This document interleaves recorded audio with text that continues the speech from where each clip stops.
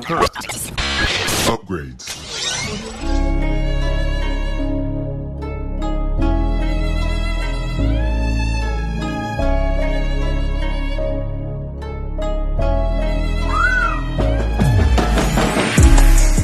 Hey, it's Jorge from TeamJVS giving you a quick exclusive on the movie A Haunting in Venice.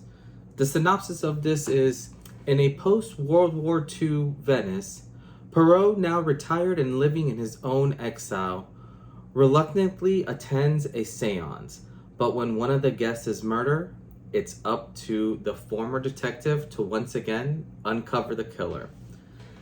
This was actually surprisingly very good.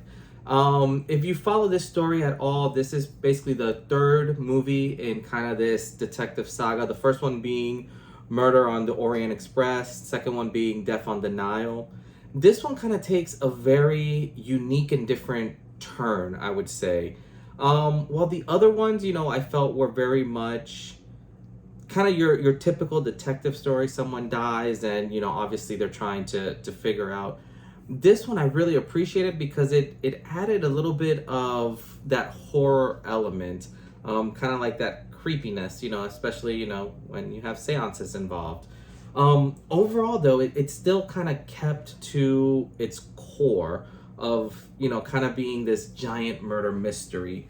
They just kind of added this horror sense to it, which I thought they did a spectacular job. I was very, very impressed with how everything kind of played out and all the twists and turns in it. As with any of these movies, you're kind of going through the whole film, and it really isn't until the final 10 minutes where they uncover everything, and everything, by the great detective is kind of pieced together. I will say something that this movie I felt did a lot better than the previous ones was working with darkness. And I think the best way to explain that is being able to use the negative space to actually feel that terror. I also thought the soundtrack to this was phenomenal. We were able to screen this in a Dolby Audio theater, so hearing kids' laughter or hearing, birds flying, you literally felt it throughout, your body kind of going through. I will say, throughout it, all the actors that were in this did a phenomenal job. Like Michelle Yeoh, she did a phenomenal job, especially doing, she was kind of not so much of a super key character, but her character did so much. And when you kind of look at the family that is involved in this, everything was done so well.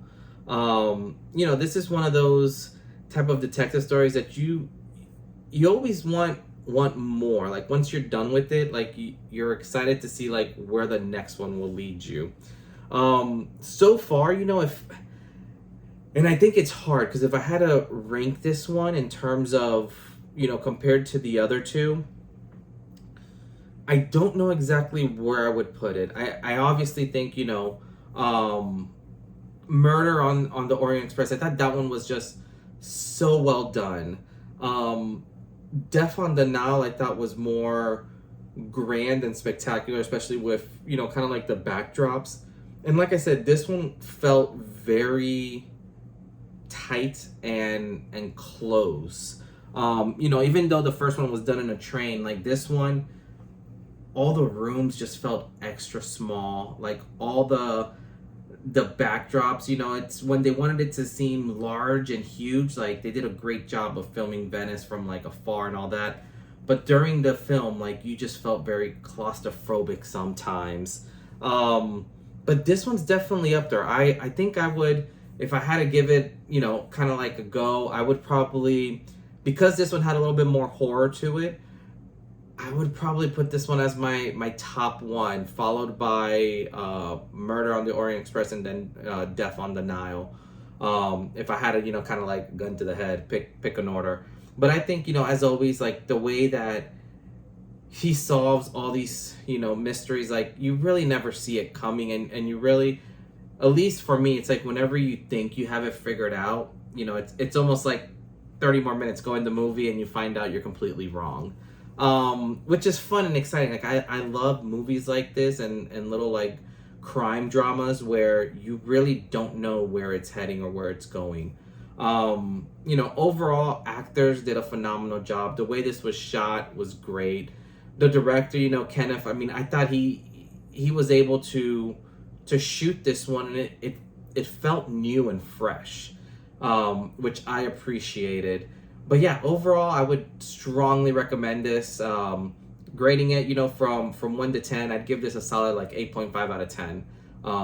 You know, definitely will give you your jump scares. Definitely will have you guessing till the very end. But, you know, definitely very enjoyable. This comes out this Friday, you know, September 15th. Definitely go check it out. Let us know what you think. Let us know if you were able to figure out who the murderer was before the end of the film. Or if you just had a lucky guess. Either way, let us know. As always, this is Jorge with Team JVS, and we'll see you next time. Peace.